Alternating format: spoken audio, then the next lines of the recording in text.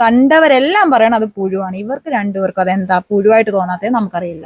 എനിക്ക് പറ്റിയതുപോലെ എന്റെ കുടുംബത്തിന് പറ്റിയതുപോലെ ഒരു അബദ്ധം ഇനി ആർക്കും പറ്റാണ്ടിരിക്കട്ടെ. പ്രിയമുള്ള പ്രേക്ഷകരെ നമസ്കാരം. മലയാളികൾ പൊതുവെ ഭക്ഷണപ്രിയരാണ്. പുതിയ തലമുറ ചിക്കൻ വിഭവങ്ങളോട് വളരെയധികം പ്രിയം തോന്നുന്ന ആളുകളാണ്.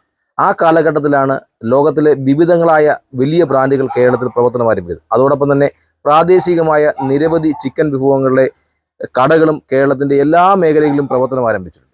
അപ്പോൾ തൻ്റെ കുഞ്ഞിന് ചിക്കൻ്റെ വിഭവത്തോട് വളരെ ആഗ്രഹം 2-3 ദിവസമായി പ്രകടിപ്പിച്ചതിൻ്റെ അടിസ്ഥാനത്തിൽ റാന്നി സ്വദേശിയായ ശരണ്യ എന്ന യുവതി റാന്നിയിൽ പ്രവർത്തിക്കുന്ന ചിക്ബി ഷോപ്പിൽ നിന്നും ചിക്കൻ്റെ വിഭവങ്ങൾ ഓൺലൈനായി ഓർഡർ ചെയ്യുകയും അത് കാരണം അവർക്ക് വളരെയധികം പ്രശ്നങ്ങൾ ഉണ്ടാവുകയും ചെയ്തു.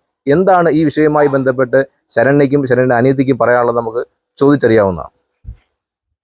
എന്താണ് ഈ വിഷയത്തിൽ നിങ്ങൾക്ക് സംഭവിച്ചത്?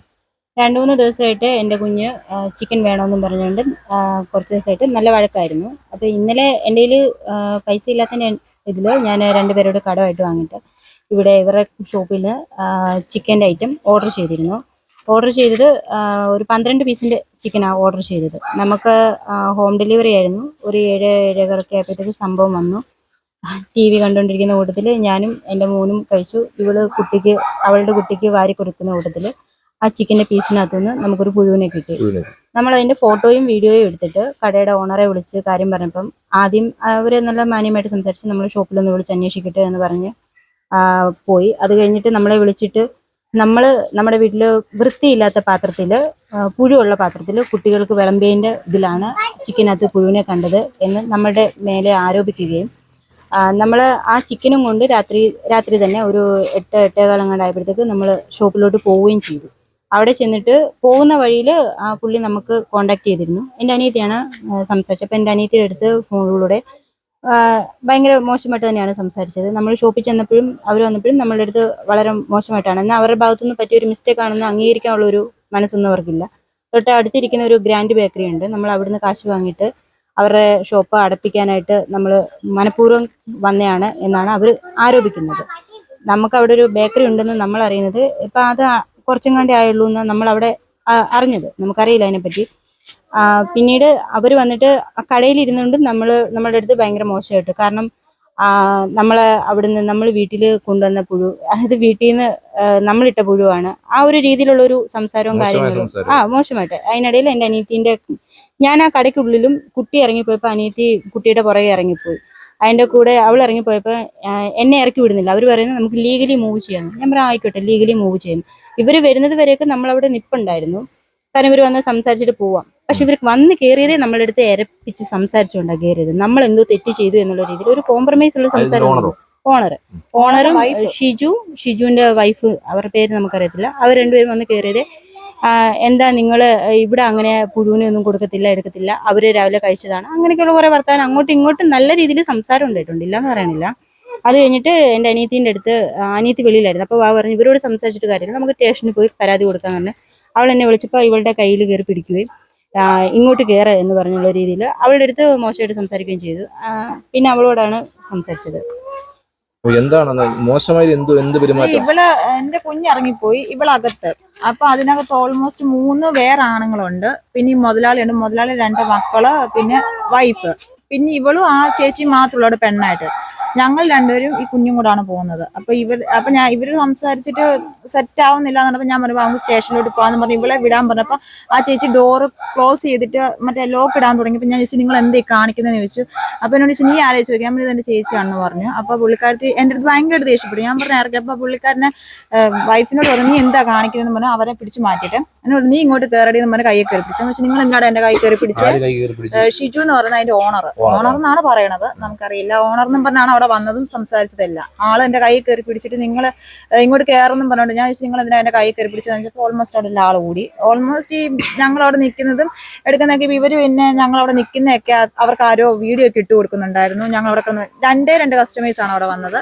അത് എൻ്റെ കുഞ്ഞിന്റെ ഭാഗത്തുള്ള ഒരു കുഞ്ഞിനെയും കൂടെ വന്നപ്പം ഞാൻ ആ ചേട്ടനോട് പറഞ്ഞു, ചേട്ടാ ഈ ബ്രോസ്റ്റഡ് വാങ്ങാൻ വന്നതാണെന്നുണ്ടെങ്കിൽ വാങ്ങിക്കരുത്, ഞങ്ങൾക്കൊരു അബദ്ധം പറ്റി, ഇതുപോലെ പുഴുവിനെ കണ്ടു, അത് എൻ്റെ കുഞ്ഞിനെ പോലെ ഒരു കുഞ്ഞാണ്, അതും ഒരു അമ്മയുടെ വയറ്റിൽ നിന്ന് വന്ന കുഞ്ഞ്, ആ ഒരു ബേസിലാണ് ഞാൻ പറഞ്ഞത്. അപ്പൊ അവര് പറഞ്ഞു ഞാൻ വന്നവരെല്ലാം ഓടിച്ചു വിട്ടു. ഞാൻ വന്നവരെ ഓടിച്ചു വിട്ടില്ല, 2 പേര് വന്നു, അതിലൊരു ചേട്ടനാണ് നമുക്ക് ഫുഡിന്റെ എല്ലാം നമ്പർ തന്നതും വിളിക്കാൻ പറഞ്ഞതും. ഞങ്ങൾ നൈറ്റ് കോണ്ടാക്ട് ചെയ്തു, പക്ഷെങ്കിൽ എന്താ പറയണേ, കോൾ എടുത്തില്ല. അത് കഴിഞ്ഞ് അവിടുന്ന് പോകുന്നു. അവിടെ അത്യാവശ്യം ഗ്രാൻഡ് ബേക്കറിയിൽ നിന്ന് നമ്മൾ കാശ് വാങ്ങിയിട്ട് നമ്മൾ അവർക്ക് വേണ്ടിയിട്ട് ചെയ്യുന്നു എന്നുള്ള രീതിയിൽ സംസാരം വന്നു. ഒരു പ്രാവശ്യം വാങ്ങിയിട്ടുണ്ട്. അത് നല്ലതായിട്ടാണ് നമ്മൾ പിന്നെ അവിടുന്ന് വാങ്ങുന്നത്. കൊള്ളില്ലാന്നുണ്ട് നമ്മൾ അവിടുന്ന് വാങ്ങിയില്ല. കേസ് കൊടുത്തിട്ടുണ്ടായിരുന്നു.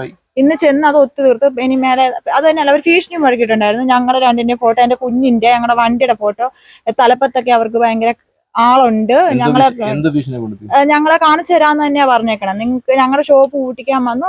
അത്യാവശ്യം നല്ല ഭീഷണി തന്നെയാണ്. ഇപ്പൊ ഞങ്ങളുടെ ജീവന് പോലും ആപത്തുണ്ടോ നമുക്ക് പറയാൻ പറ്റില്ല, കാരണം അവരൊക്കെ നല്ല ഹൈടെക് ആയിട്ടുള്ള ടീമാണ്. ആ പുള്ളിയാണ് എല്ലാം പറഞ്ഞ് ഒത്തുതീർപ്പാക്കി. ഇനി ഇവരുടെ പുറകെ പോവോ.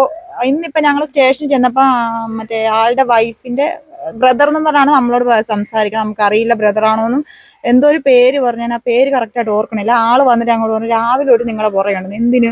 ഞങ്ങൾ എന്നെ കൊലക്കുറ്റം ചെയ്തോ? രാവിലെ തൊട്ട് ഞങ്ങൾ ഫോളോ ചെയ്ത് നടക്കുവാണ്, ഞങ്ങൾ ആരെയൊക്കെ കാണുന്നുണ്ട് എടുക്കുന്നുണ്ട്. ആള് തന്നെ സമ്മതിച്ചു.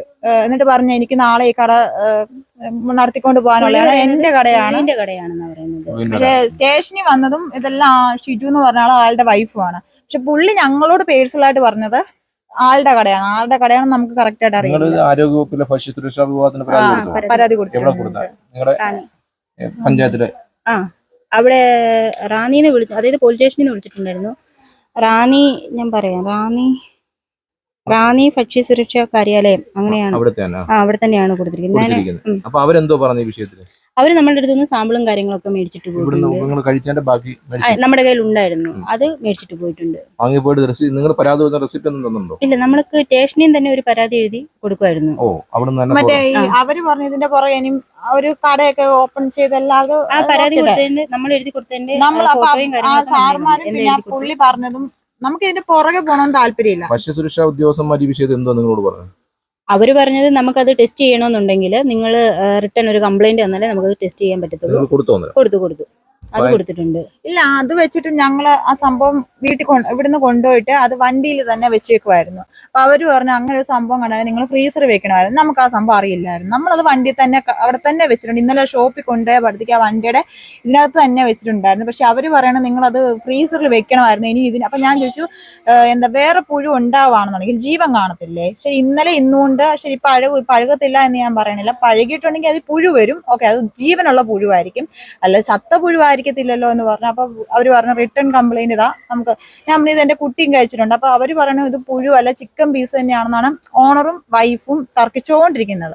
റാന്നിയിലെ സ്റ്റേഷനിലെ സാറുമാര് കണ്ടവരെല്ലാം പറയണം അത് പുഴുവാണ്. ഇവർക്ക് രണ്ടുപേർക്കും അതെന്താ പുഴുവായിട്ട് തോന്നാത്തത് നമുക്കറിയില്ല. അവിടെ നമ്മളുടെ അടുത്ത് ചോദിക്കാൻ വന്ന ഹോം ഡെലിവറിക്ക് വന്നവർ വരെ കണ്ടിട്ട് അവർ നമ്മളുടെ അടുത്ത് ഇറപ്പിച്ച് സംസാരിച്ചോണ്ട് വന്ന് സംഭവം കണ്ടിട്ട് അവർക്ക് ഒന്നും ഭയങ്കര റേസ് ആയിട്ട് സംസാരിച്ചു. സംഭവം കാണിച്ചു കഴിഞ്ഞപ്പോ അവർക്ക് സംഭവം മനസ്സിലായി. എന്നിട്ടും ഇപ്പോൾ ഈ നിമിഷം പോലും അത് അംഗീകരിക്കാത്തത് ആളുടെ വൈഫാണ്.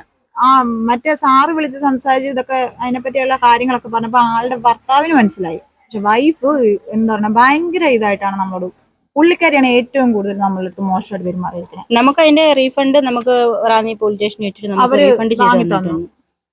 നിങ്ങൾ ഈ വിഷയവുമായി ബന്ധപ്പെട്ട് തുടർന്ന് ഭക്ഷ്യസുരക്ഷാ വകുപ്പുമായി മുന്നോട്ട് പോകാനാണ് തീരുമാനം? നമ്മളത് പരാതി കൊടുത്തിട്ടുണ്ട്. എനിക്കിത്രേ പറയുള്ളൂ, എല്ലാവരും അധ്വാനിച്ചു കാശുണ്ടാക്കി, പാവപ്പെട്ടവരാണേലും കാശ് കൊടുത്ത് വാങ്ങിച്ചു അസുഖം മേടിച്ചു വെക്കേണ്ട കാര്യമില്ല. എല്ലാവരും ഒന്ന് നോക്കിയും കണ്ടും ഒക്കെ വാങ്ങിക്കൂ, അത്രേ ഉള്ളൂ. എനിക്ക് പറ്റിയതുപോലെ എന്റെ കുടുംബത്തിന് പറ്റിയതുപോലെ ഒരു അബദ്ധം ഇനി ആർക്കും പറ്റാണ്ടിരിക്കട്ടെ, അത്രേ ഉള്ളൂ. അപ്പം പ്രിയമുള്ള പ്രേക്ഷകരെ, വാർത്ത 24നെ കാണുന്ന റാന്നിയിലെ വ്യാപാരി വ്യവസായി സുഹൃത്തുക്കളോടൊക്കെ എനിക്ക് പറയാനുള്ളത്, കസ്റ്റമർ ഈസ് എ കിങ് എന്നാണ് നിങ്ങളെല്ലാവരും നമ്മളെ പഠിപ്പിച്ചിരിക്കുന്നത്. നമ്മൾ അങ്ങനെയാണ് മുന്നോട്ട് പോകുന്നത്. വ്യാപാര മേഖലയിൽ ഇത്തരത്തിലുള്ള ചില പുഴുക്കുത്തുകൾ, എല്ലാ ആളുകളും ഈ ബ്രോസൺ ചിക്കൻ കച്ചവടം ചെയ്യുന്നത് മോശമാണെന്ന് അഭിപ്രായം വാർത്ത 24നുള്ള. എന്നാൽ അതിൽ ചില പുഴുക്കുത്തുകളുണ്ട്. അത്തരം ആളുകളാണ് ഈ മേഖലയെ മോശപ്പെടുന്നത്.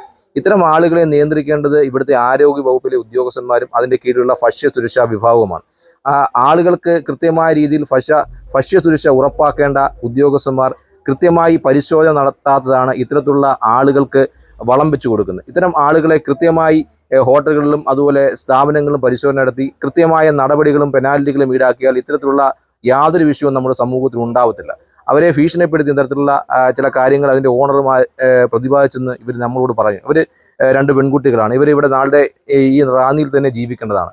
ഇവിടുത്തെ SHO അടക്കമുള്ള ആളുകൾ ഈ വിഷയവുമായി ബന്ധപ്പെട്ട് അവർ കൊടുത്ത പരാതിയിൽ ഒത്തുതീർപ്പ് ആകി എന്ന് പറഞ്ഞു. ആ കൊച്ചിന്റെ കയ്യിൽ കയറി പിടിച്ചു എന്നൊക്കെയാണ് പറയുന്നത്. അതൊക്കെ വളരെ മോശമായ രീതിയിലുള്ള ഒരു പ്രവണതയാണ്. ഇത്തരം ആളുകളെ സമൂഹം കൃത്യമായ രീതിയിൽ കൈകാര്യം ചെയ്യേണ്ട ഒരു സംഭവം തന്നെയാണ് റാന്നിയിൽ സംഭവിച്ചത്. എന്തായാലും ഈ സംഭവത്തിൽ വ്യാപാരി സുഹൃത്തുക്കളും അതുപോലെ തന്നെ ഭക്ഷ്യസുരക്ഷാ ഉദ്യോഗസ്ഥരും ജനപ്രതിനിധികളും കൃത്യമായി ഇടപെടൽ നടത്തിക്കൊണ്ട് ഇനിയും ഇത്തരത്തിലുള്ള ഒരു വീഴ്ച ഈ റാന്നിയിൽ ഉണ്ടാവാത്ത തരത്തിലേക്കുള്ള പഴുതടച്ചുള്ള ഒരു നിയമ സംവിധാനം ഇവിടെ ഉപയോഗപ്പെടുത്തി ആളുകൾക്ക് നല്ല ഭക്ഷണം കൊടുക്കുവാൻ തരത്തിലേക്ക് നമ്മുടെ റാന്നിയും പ്രദേശവും മാറുവാൻ എല്ലാവരും ശ്രമിക്കണമെന്ന അഭ്യർത്ഥനയാണ് വാർത്ത 24-നുള്ളത്.